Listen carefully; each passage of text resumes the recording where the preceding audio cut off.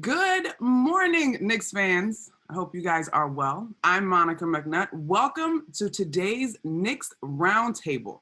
We are thrilled that, first of all, you could join us. So thank you for coming to kick it with us. And of course, we're going to talk about New York sports with two New York legends. Okay, it's going to be fantastic. Joining us first, we have New York Knicks alumni and six-time NBA All-Star Amar'e Stoudemire. Also joining us today, we will have two-time Super Bowl winner and former New York Giant defensive end Justin Tuck. Gentlemen, thank you for joining us. First of all, let's go to Justin, who has the traditional home background like most of us. Justin, how are you? I'm doing well, blessed. How are you doing, Monica? I'm fantastic. I'm really excited to have this conversation. And now we want to welcome in Amar'e, who, from the looks of it, is somewhere fantastic, but I'll leave it up to him whether or not he wants to disclose. How are you today, Amar'e? I'm good. Everything's good. We're really excited to have this conversation, fellas. Thank you for making time for us. We're going to get right to it. Obviously, today we're celebrating the greatness of New York, and athletes across the country dream about playing in New York. Amar'e, tell us what you were feeling when you were signed by the Knicks in 2010. What was going through your head when you found out that you'd be moving across the country from Phoenix to play in the Big Apple? Yeah, at the time on the West Coast, it was I was having a pretty good time out there playing in Phoenix, and Phoenix is a beautiful city. But when I had the opportunity to play in New York, it took on a different level of energy. You know, I felt like I was going to the right place. Plus that, I was familiar with Coach Mike D'Antoni and the coaching staff, so it made it that much easier for me to transition over to New York with the Knicks. What was the first thing you had to do when you got here? I went to a Broadway show. I was producing a show. At the time, I was producing a show called The Rock of Ages. And so my show was actually on Broadway. So the first thing I did is went to the Rock of Ages show, and we hung out on Broadway. Justin, I don't know if you know this, but I have learned that men that wear those hats are men of very, very many talents. We got Broadway, basketball. We just got it all popping. Justin, for you, you were drafted by the Giants in 2005. Tell us about finding out you were drafted, that whole draft night experience. You knew immediately you were coming to New York. Yeah, I was upset. I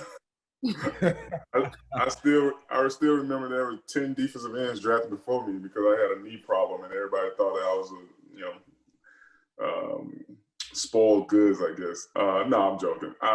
Not joking, but aside from that, I was excited. I'm a kid from Kelton, Alabama that had only seen New York City in books and shows or movies, stuff like that, right? So getting an opportunity to come to New York from that perspective was exciting, but also coming to a storied franchise, knew a lot about the, especially the defensive side of the ball for the New York Giants. The New York Giants, the LTs of the world, the Michael Strahans of the world, and so on and so forth. So definitely excited. Something that was new, something I hadn't experienced before, and I just knew that you come here. We all have heard it, regardless if you grew up in New York or just a fan of New York from other parts of the country or world. We all heard this saying where it's like, if you make it in New York, you can make it anywhere. So that's kind of something that just kept playing in my head all during that process leading up to actually getting here. All right, guys. So the next question is, what makes playing in New York different? I mean, Amar'e, you came over from Phoenix. Justin, you came from Notre Dame. NBC had its own TV deal with y'all. Like you guys both understand the spotlight, but you got to give it to me in just two words, though. The first two things that come to mind, Amar'e, when somebody says playing in New York. Met Gala. This hat, man. It's this hat energy. I swear. Yo, Justin, what you got? I got a hat too. Should I go get my? I mean, do you need to tap into that? Man, 2 words, Met Gala. For me, I'm gonna go to the on the field term and say pressure. Okay. I can elaborate on that, but you told me to stay for 2 words. See, I love this teammate energy because my next question to both of you was, please elaborate, Amar'e, on the Met Gala, because the next question is actually about pressure from the devoted fans that are like none other in New York City. But tell me how you got to Met Gala too. I'm curious. Yeah, the Met Gala is the top fashion gala in the world. All the celebrities from around the world travel to New York for the Met Gala. It's the most prestigious situation from any fashion designer, any entertainer who wants to, like, that's the perfect place to be. And so the energy from that is that you get a chance to enjoy New York. New York has so much to offer, you know, and Met Gala being one of them, but there's so much more that New York has to offer, and that was one that stuck to me. Yeah, outstanding. All right, Justin, so pressure, is that from fans? Is that from organization? Is that just from the big lights? Talk to me about the pressure. I think it's all of that. And that's just something that I think if you're going to be successful in New York, you better get used to dealing with it, regardless. Or if you're winning, there's a certain pressure. If you're losing, there's obviously a certain pressure as well. But like for me personally, it was about, all right, they drafted me to replace one of the all-time greats in Michael Strahan. How do I live up to that? You know, we hadn't won a Super Bowl or even been to a Super Bowl in 6 years at the time, but having won one in 16 years. And I mean, regardless of what product we will spend on the team, the fans expect us to be competing for Super Bowls every year. So for me, obviously the pressure was, I loved it, but like there is some people kind of crumble under that. And I was just trying to hopefully make sure that I wasn't one of those people who did. What is it about the fans in New York that make, I don't know if worth it is quite the right word, but you got highs and you got lows, and it seems that New York fans are very loyal. Is that unique? Is something that stood out over the course of your career, Justin? Absolutely. You know, I mean, like, obviously had a lot of success here, but like, I know guys who might have played on one team and like they did like this one play or this, you know, a couple of plays, and fans still remember that. They still treat them as, you know, they were, you know, a guy who played for 15 years for the franchise. And obviously it works the other way too, whereas if they don't like you or you do something that they don't think represents that fandom or that organization, they kind of let you know that too. So for me, man, it was just about knowing what the expectations were and trying to live up to them. And I think I think our fan base brought the best out of us because they wouldn't allow you to kind of, you know, fall silent on your loyals. I mean, like, you win a game, okay, whatever, go to the next one. And I think you needed that. You needed that push. You needed that drive. You needed that, again, pressure from our fan base. Amar'e, did you have the same sort of experience with the devoted Knicks fans? Yeah, man, you got the fans in New York are knowledgeable fans, you know. Yep. They walk and talk sports all day. And so anytime you get a chance to watch a game and they can analyze the actual game, it gives them more to talk about, you know. And so there's always a conversation about debating about sports, players, the team, who won, why they lost. And so because they're so knowledgeable about the sport, you know, it makes them opinionated. You know, so a lot of the fans are like very in tune and want to express their emotions about the game or the sport, the team or the play. And so over time it becomes a lot because you're under such a magnifying glass. You know, everyone's watching. You know, the cameras, fans, media, everyone's watching.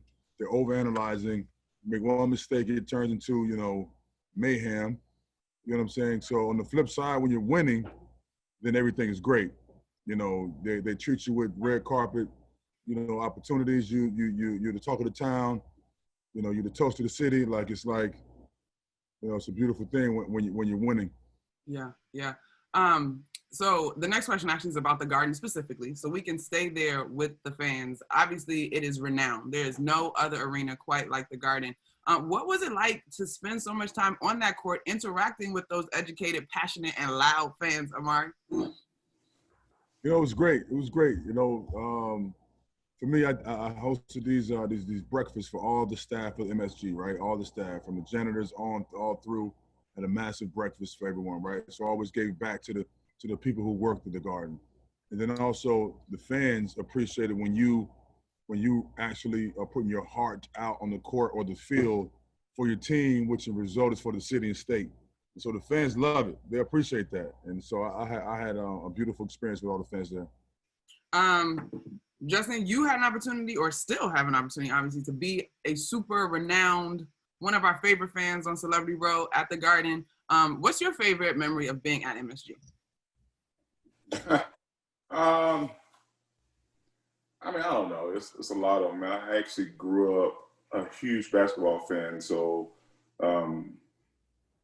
grew up in what I thought was the mecca moments of Knicks basketball, watching, you know, the likes of Ewing and Starks and, you know, Mason and all these guys, right? So I think from that perspective, when I just had the opportunity to step in that building and be received as a quote-unquote New Yorker now, I think the first time I can remember, I had been there before, but the first time I can remember it being such a awe moment was when they celebrated our first Super Bowl and just getting a standing ovation, or being a part of a group of guys who got a standing ovation in Madison Square Garden, right? That's the things that, like, you know, playwrights write about for a kid coming from where I came from to be in that moment. On the court stuff, I mean, I think that the moments that stand out is probably the whole Linsanity is probably like that moment. That time in the Garden was unbelievable, right? It was crazy. And that, I mean, I think that time kind of, for me at least, obviously not growing up and being able to be in a building when Ewing and all that, but like those moments was like the moments where it was like the Garden was like unbelievable to be in. So for me, yeah, that was probably the moment where it's like, I mean, I get like a small glimpse of what it would have been like back in like the 90s, I guess. Okay, so both of y'all chimed in and perked up a little bit on that Linsanity era.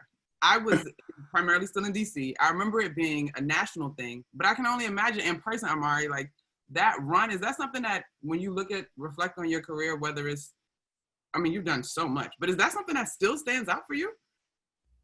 Yeah, I mean, that era of like, what was it, 2.5, maybe 3 week span of a time that was crazy. No one knew this guy was going to be who he is, like what he ended up doing. No one had any idea what was happening. No one knew of him, and all of a sudden he started like scoring 30 points a night. And plus, you know, obviously anything you do in New York gets magnified times 10. Sure. So it's happening in New York. The media's getting a hold to it. The town is like overexcited. Everyone in every arena we traveled to is now like tapping into the Linsanity situation. It was crazy. It was a crazy moment. But it's what we love in sports though, Justin, right? Like this unknown, like sports are the great equalizer. You step out, what can you do? Oh, that's what you're about, and everybody's just on board. What was going through your mind watching? I don't know. I was just, again, I think I was just in awe. I was like, because I agree 100% with Amar'e on this. I mean, I had been going to the games all year and didn't really know who you know, Jeremy Lin was. Obviously, you see it, but like you don't know who he is. And like even for like the biggest of Knicks fans, nobody in their wildest dreams could have expected that to be happening. And it just fed on itself. Obviously, New York is the mecca of all things in, I think, media or like excitement. If it happens in New York, like Amar'e was saying, man, it just gets ballooned. And the fact of the matter is, like, he became like this rock star. I don't even know how to even, you know, verbalize just the moment there. Like, but being in those seats and just looking at my wife when he would hit a shot, or you know, they would go on a run. Like, I mean, I think that again, it just reminded me of like watching some of those moments of yesteryear in the Garden. Do you think did he attend the Met Gala, Amar'e? Do we know? Was that the height of his? I don't think Lynn could pull off the hat though. So I don't think he got the invite. I knew that was coming. I knew it was coming. All right. So I love all these memories with you guys, but let's take a second and look ahead to the future. The NFL season is back, Justin. Safely so far. No, you're shaking your head. No. Are you seeing what my Giants are doing right now? Okay. Listen, I'm just doing my job. I'm gonna allow you a safe space to express whatever you need to express. Sure. The original question was, what excites you most? But you know, the Giants have hit a little bit of adversity, but that's part of the game too. So the question still is, what gives you hope, optimism? What excites you in terms of what the Giants can do this season, even if you chalk it up to growth? Yeah. Honestly, I think the thing that excites me most about football being back is the generational athlete right now using that platform for what they believe in and what is important to them, and obviously what we've went through as a country on COVID, on social injustices, and the like. I'm so proud of this generation of athlete understanding their platform, not being limited by it, and using it for hopefully change. That excites me, and I would love to see that continue as you're truly starting to see activism at its core. And I think it's doing a lot of good as far as educating people of other people's plot.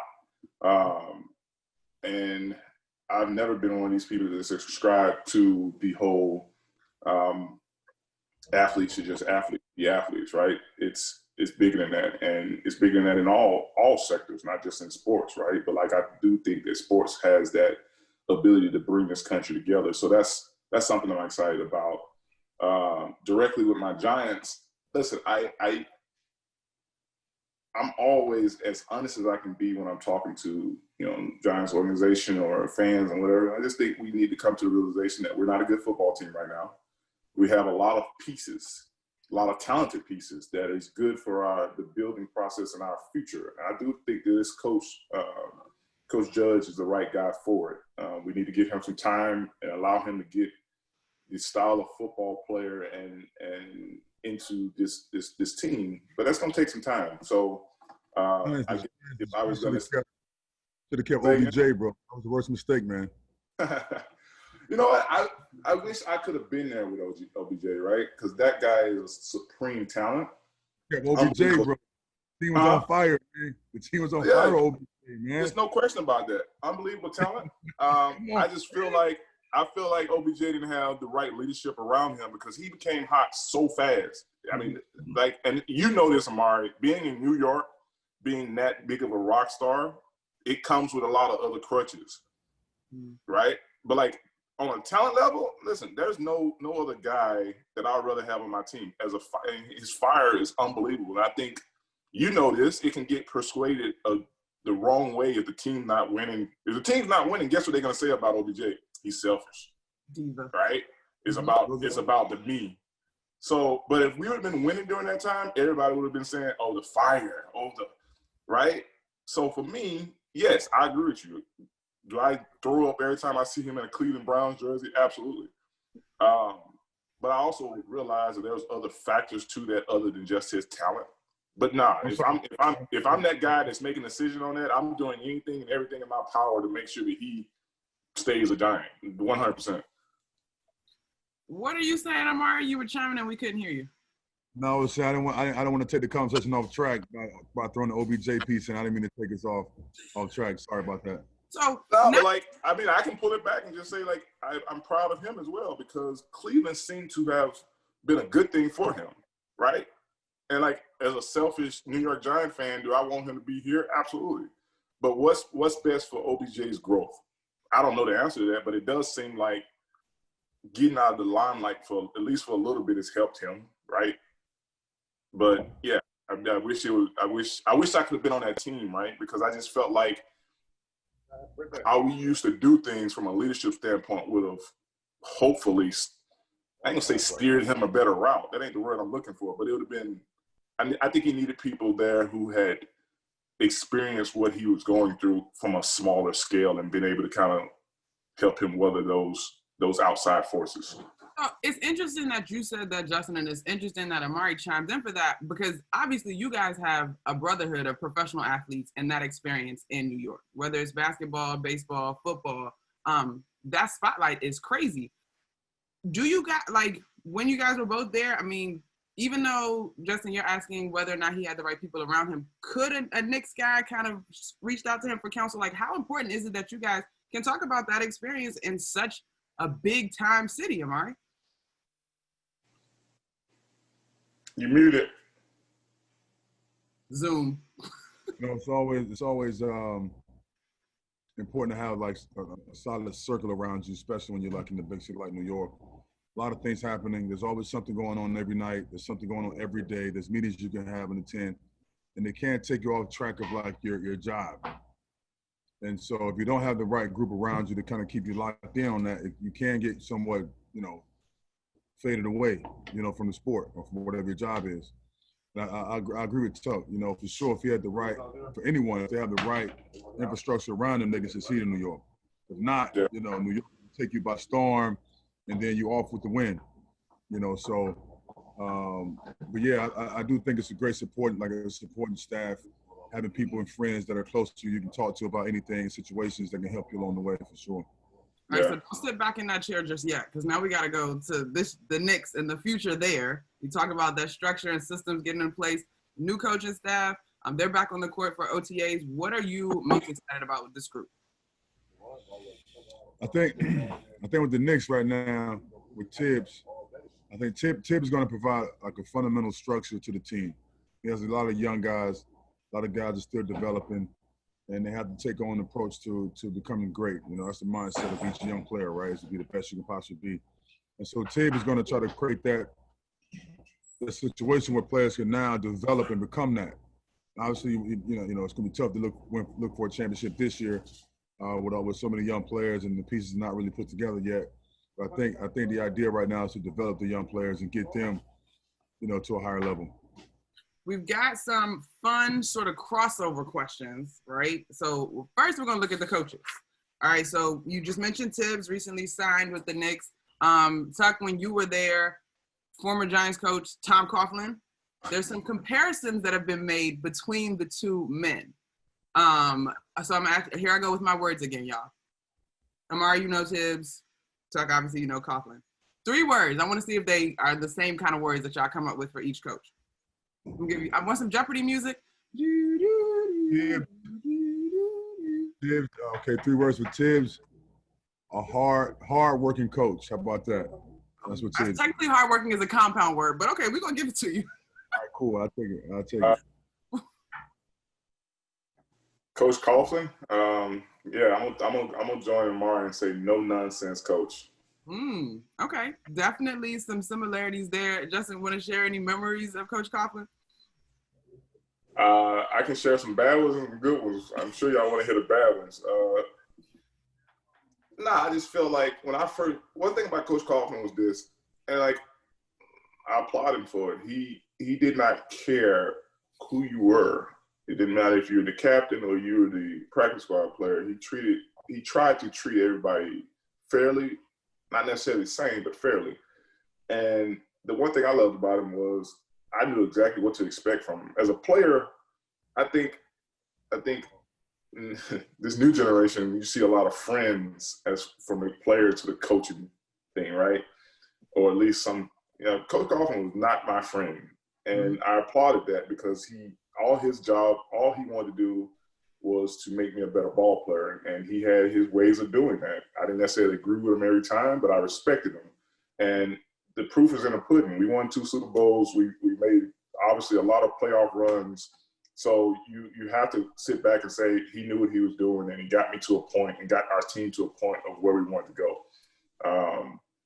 But trust me, we had some run-ins that as the captain of the team and having to meet with him and ownership just about at least once a week, we had some interesting conversations where we butted heads and didn't see eye to eye. But at the end of the day, I think the respect factor was there because he had proven that his system worked, and that's pretty much all I needed from him.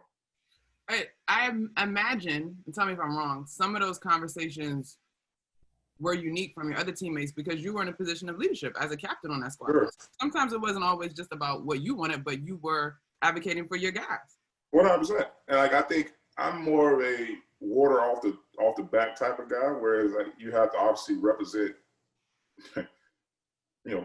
53 alpha males with obviously their egos and their wants and their style of play and so on and so forth. So that's why I said the first point was he didn't treat everybody the same. I think he treated everybody fairly, and it was my job to try to find that equilibrium, whereas I was trying to get his objectives across to the team, but also representing the team in a way where our voice was being heard on how we did things as well. And I think as the relationship grew, that obviously became easier. And like one thing about Coach Coughlin was once you proved to him that he didn't necessarily have to worry about your work ethic and so on and so forth, he was actually a pretty pleasant coach to work with.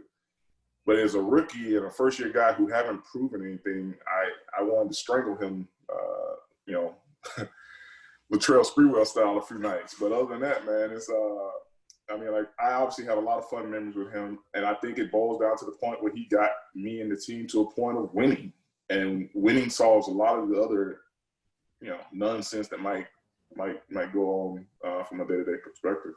Winning is definitely the great equalizer. Amar'e, you mentioned the structure that Tibbs is going to bring. What would be your advice to the young guys? We got a lot of young fellas on the a lot of young fellas on the roster. What would be your advice as they get to know Tibbs and start to acquiesce to his system? I mean, I think the idea for like the young players is try to limit all the weaknesses. You know, if you're a young player trying to reach your full potential, you have to try to eliminate every single weakness. And it takes day by day, practice by practice to work on things you can't do, work on the fundamentals. And I think with Tibbs, you know, with the way he coaches, he's going to allow you to develop in that way. You know, so if you work on your weaknesses every day, every year, year after year, you get better and better. And that's the idea of becoming an all-star. And so a perennial all-star is being able to work on those weaknesses and refine all of them. But you know what? You obviously 6-time all-star. How difficult is it, guys? And both of you guys were able to sustain success over long periods of time. But how difficult is that? Because I think sometimes fans take that for granted. That's a day in, day out working on your personal craft, your relationship with your teammates and your coaches. Yeah, it's early morning wake-ups. It's weight training before practice. It's correctness before that. It's, you know, it's extra cardio after practice. It's extra shots up even during practice. It's running a little bit faster for this drill. It's like pushing through the fatigue. You know, all that, you know, training properly, you know what I'm saying, with the correct training regimen, eating healthy, all that comes into play for longevity. You know, all that comes into play. And most of that is only what you see as far as on the field or on the court product. We're not even talking about the outside forces, the outside. Like, obviously, you know, Amar'e is a business person, and I know he was doing this type of stuff before his career, you know, his basketball career at the Knicks was over. So I know he was doing all this stuff all the way through his career. So that's another perspective. How much time do I allocate towards that? Because this is something that I'm also passionate about. You know, you see him with the wines and the fashion and all this stuff, right? So, yeah, you definitely want to have blinders on for your sport from a longevity standpoint with the nutrition, the weights, the training, the, you know, pain management, all of that stuff. But people don't understand too that, like, yeah, the athletes now are business people. They're businessmen. They're businesses, and there comes a time, there comes like a balance where it's like, yeah, I know what my day-to-day homebred, home run, you know, breadwinner is. That's my sport. But also, my sport has opened up avenues for me to dibble and dabble in things that I'm passionate about as well, just from being a human, right? And you have to weigh that. And sometimes that's probably more difficult than doing the stuff that you're doing to, like, elevate your craft as an athlete, because that's what we've done all our lives. You know, he played basketball, I played football from the time I can remember. So that part of it was somewhat more regimented and easier. Yeah. So that's also to be added in there.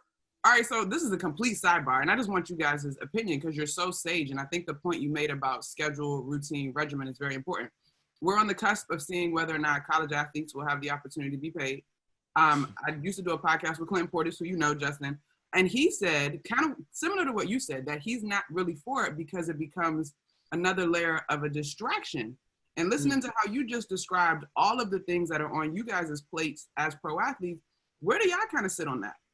I will say this, personally, I feel like the kids should have every opportunity to maximize. And if programs were smart, just like we had academic advisors, hire somebody to help them navigate this new territory. Yeah, I mean, I definitely think there should be a structure where these kids can get paid.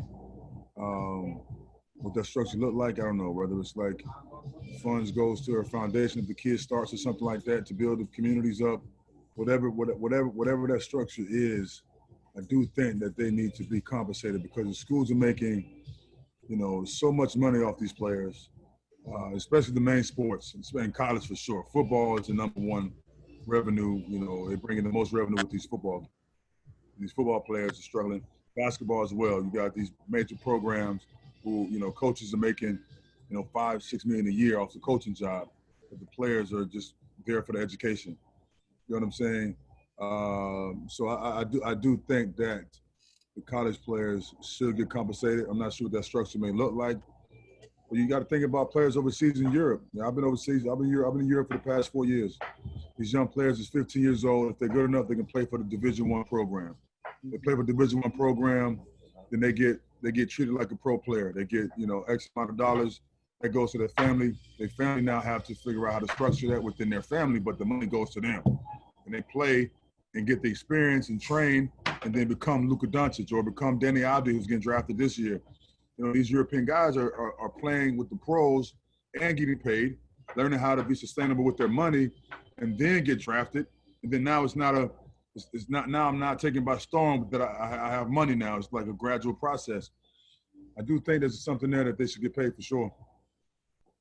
Yeah, I agree. I also agree that the hard part about it, I think if you did a poll on if athletes should get paid versus not get paid, I think that poll would probably tilt towards getting paid. But also the hard part, like Amar'e said, is the structure behind it. Because just in simple layman terms, if you think about Duke,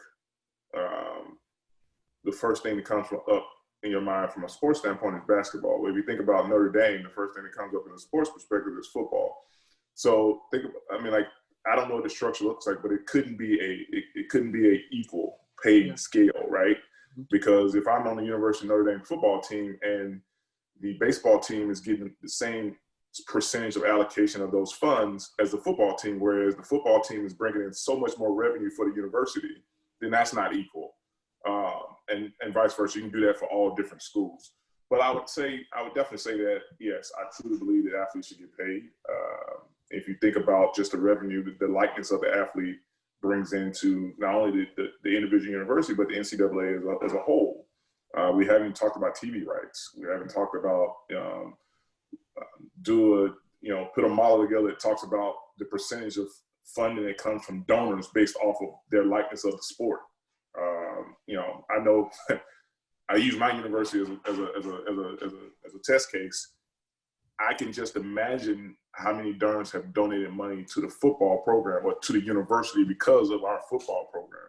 I can only imagine what Duke has brought in because of their basketball program. I can't even and obviously these are great institutions from an academic standpoint, but them donors are not donating money because, they got English class. Yeah, no, they're donating money because they want to have those tickets to go see Zion Williamson and whoever else, right?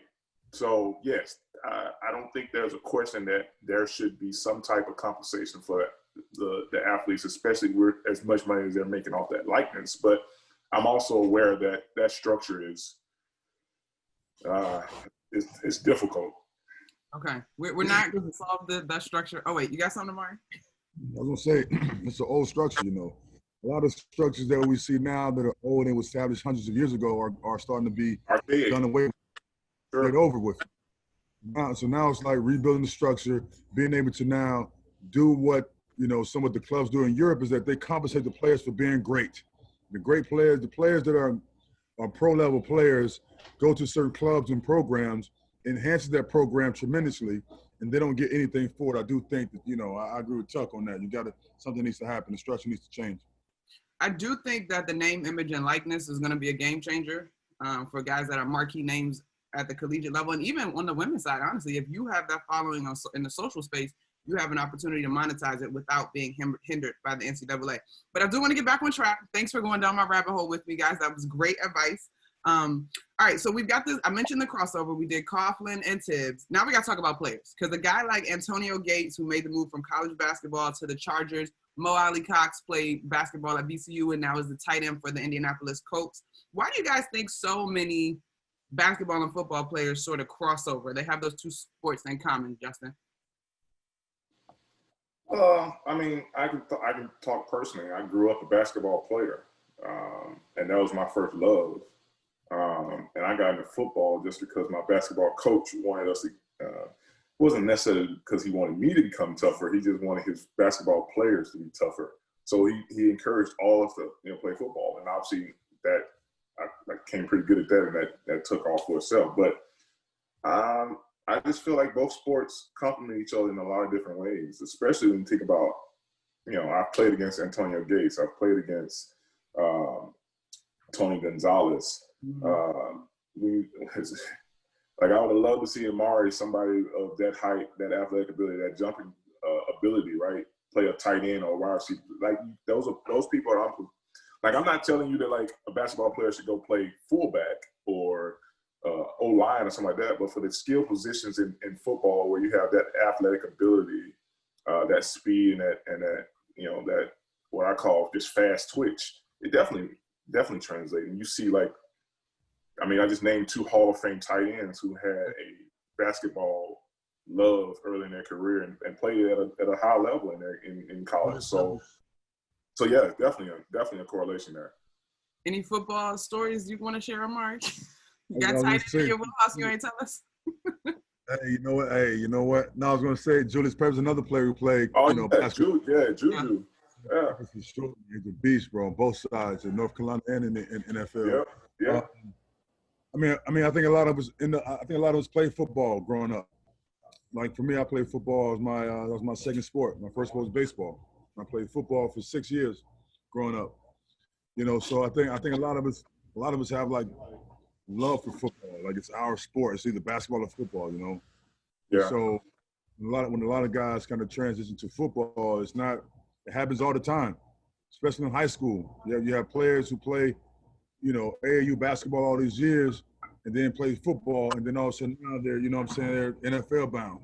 And so, and vice versa. You have some guys who play football growing up and then become point guards and play basketball on through college. A lot of my guys who I played with overseas in Europe were running backs in high school. Starting tailbacks in high school. They're point guards and making the career overseas. So there's definitely a connection between basketball and football for sure. What's the decision-making moment, though? Where's the crossroads? Is it someone like, I think Coach Thompson told Randy Moss he needed to go play football because he was unique, but he was a dime a dozen on the basketball court. Like, is it a mentor? Is it your heart? Like, what makes you decide which way you're going? You got to know what you're good at. Yeah. Know what you can succeed at from the next level. For me, I got tall. I was always one of the tallest, but I just kept growing. And basketball was always my sport. I always played basketball, so that was like a no-brainer for me. But some guys got to make that decision. Like Charlie Ward, for an example, quarterback at Florida State. Had an amazing college football career. He's like, I might succeed more at basketball if I go NBA route than NFL route. So I think guys got to make the decision when that time comes. And there's so many guys. Like, obviously we're only seeing like a subset of guys, but like, think about LeBron played football. Allen Iverson was an all-state quarterback. Like, it's so core. And like, I think it also goes to a bigger topic and bigger statement that is, I hate when I see parents put their kid in one sport. They single-minded their kid at 6 years old. He's gonna be a baseball player. And I just feel like as a father of 2 boys, I obviously want them to be exposed to so much, because I think my kids playing soccer or golf or baseball or basketball or whatever sport is, right? There's so many parts of a certain sport that you can take and add to another sport. And I think it makes them well-rounded. It's like in their education, you wouldn't teach your kid only math, right? There's so many more parts of the educational form that we teach our kids. So that I think the same thing can be said about sports.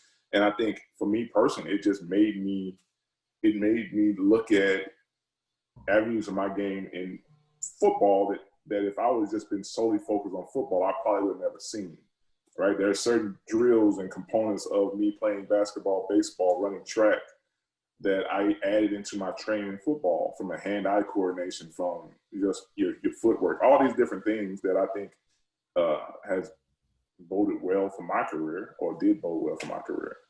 All right, I want you both to be Giants. I want Justin, you Giants GM, Amar'e, you Knicks GM. You got a tight end spot and a wide receiver spot to fill, Justin, off of the current Knicks roster. Amar'e, who are you offering out? Who has the potential, that quick twitch that you talked about, JT? Who could pull up in the football game and be all right? Julius Randle. I like that. From a wideout standpoint, I'm just probably taking Mitchell because I'm just throwing the ball in the air and he's catching it. Thin, though. He's so get crushed, bro. He's out on the edge. Ain't nobody hitting him on the edge. And plus, all he had to do is just run to a spot. You lucky Ed Reed retired, guys, and free safeties like that, bro. Listen, bro. Listen. It's my job as the quarterback, or it's my job also the GM to get a quarterback where it's like, listen, I got to put him in a position. But like this guy he's 7'12" and jumps another 40 plus. I'm like, come on, man, that's unguardable. Like, I'll get him in the weight room. I'll get his training right to make sure that, like, he's right. But, like, you imagine how dominant that would be? Okay. Just think about that. Yeah. Like, he wouldn't have to jump to catch the ball. Like, the corners who would be jumping would probably come to his neck once they got to their height. And then he has all that to still catch the ball. And I get it. Yeah, he's probably going to get hit a few times. But, like, over the course of the year, all I need him to catch is 3 balls a game. If I get inside the 30-yard line, I'm just telling him, go pick a spot in the end zone, and we're going to throw the ball up to you, and that's going to be the one time he gets hit. Then I sit him down, and we do this all over again. I'm not throwing the ball to him 40 times a game. No. Okay, fair enough. Amar'e also suggested Julius Randle. Obviously, he's playing. He's definitely my tight end. That would be my tight end. Tight end slot for sure, bro. Not even question. Yeah.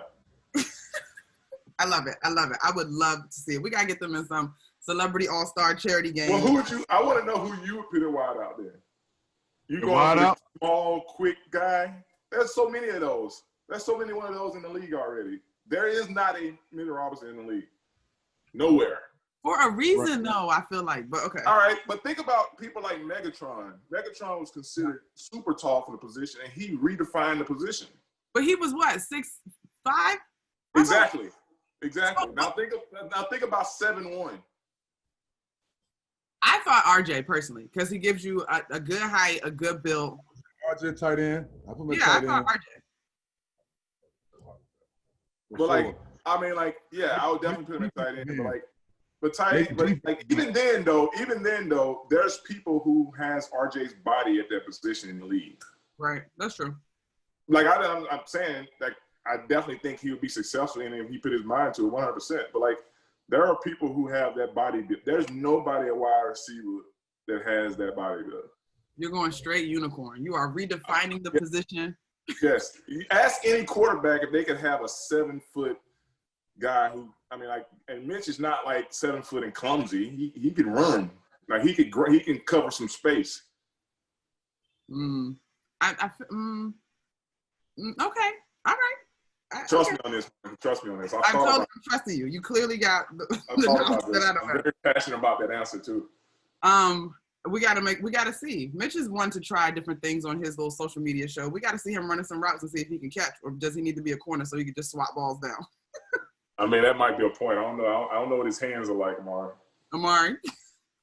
I have no idea what his hands are like. You gotta have hands. That pick and roll action.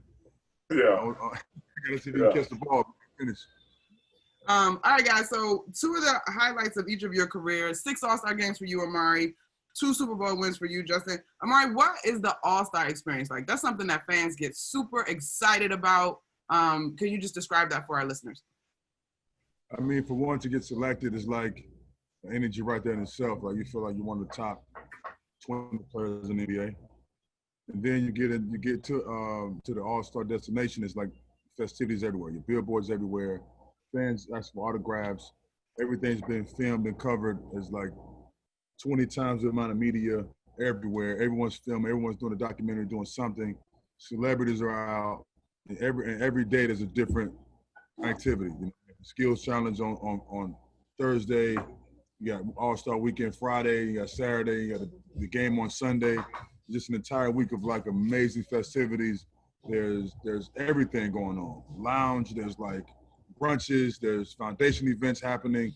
There's so much going on throughout the entire weekend where it's like the energy's crazy. Super Bowl sounds about the same, Justin, or even bigger, I imagine. Well, I'm biased. I would say bigger. I'll say this also. I wish our Pro Bowl event could be on par with the NBA All-Star event. I guess like the NBA All-Star weekend, or week for that matter, I think it's untouched when it comes from a festivity standpoint in sports. For me personally, and I agree with Amar'e there, man. Like the things that you come back with after that week, from obviously you can have anything you want, the parties, the educational brunches, the families, all that stuff is great. But like the Super Bowl, man, it's like I assume, Amar'e, the All-Star is kind of, y'all guys out there playing, having fun into the full court, and then you probably turn it on. But like obviously, Super Bowl is the biggest competitive thing that we have in our sport. So for us, it's not necessarily, it's still a week for everybody else to have all those festivities and go to, different events out at the site of the Super Bowl. For us as a team, though, we kind of shut everything back down to our normal schedule on Tuesday. So we get there a week before, and the week before is kind of like we're trying to enjoy our time and so on and so forth. But like once the week of the Super Bowl hits, we start to kind of dial everything back and just be on a normal schedule. So we didn't get the experience, but like the game and just the pageantry of the game, like you are literally getting watched by 280 million people from around the world, and it's only you and that other team. You are the spotlight. There's not anything else going on in the NFL other than that. So everything I think is magnified by that topic alone. Yeah. Man, speaking of those two high-profile events in each respective sport, sports are back. And I can't have a sports conversation with you two legends without asking for some predictions. So let's go to Orlando in the bubble first. Amar'e, who you got coming out of each series? How many more games? And then give me your NBA champ this year. I think the Miami Heat coming out the East. I got Miami finishing them off and going to the NBA Finals. In 5? No. I mean 6. I think it's 6. Okay. I think also, I think the Lakers going to finish them off for sure. I think the Lakers going to get that series in 5. I got 6, but okay. I got them in 5. All right, so Heat, Lakers, talk to me. Lakers going to win that for sure. The matchup, it's going to be a good game, good series, but the Lakers going to win it. I think the Lakers going to be champions this year. Good like 7, good like 6? I'm thinking maybe 6, if possible. Okay. All right. Justin, what you got? In the bubble, I agree 100% with everything Amar'e just said. I think, obviously, it's easier to get predictions now because Miami's up 3-1. I didn't necessarily have that series going like that at the start of it. Right. Yeah, so, but like right now, when you ask that question, yeah, Miami. I just think the grit of that team is phenomenal, and what they've been able to accomplish. Obviously, Jimmy Buckets is a superstar, but like you see, all the teams have went to the model of their big three or their multiple superstars. That team doesn't necessarily have that, and they have such depth in just guys who come out and play their role and play it at a high level. I really like them in a 7-game series with anybody other than the Lakers. So yeah, I got the Lakers winning this thing, and I honestly think I say Lakers in 6. All right, so on the football side, through 2 weeks, we've already got an MVP and Russell Wilson. Woohoo! Yeah. Who you got? Who are your favorites to get to the Super Bowl? And who you like, Justin? Man, it's so tough, man, because there's so many more injuries in football. Like you saw, like what happened with the 49ers and losing 2 of their top defensive linemen and their quarterback. But I mean, as things stand, I have.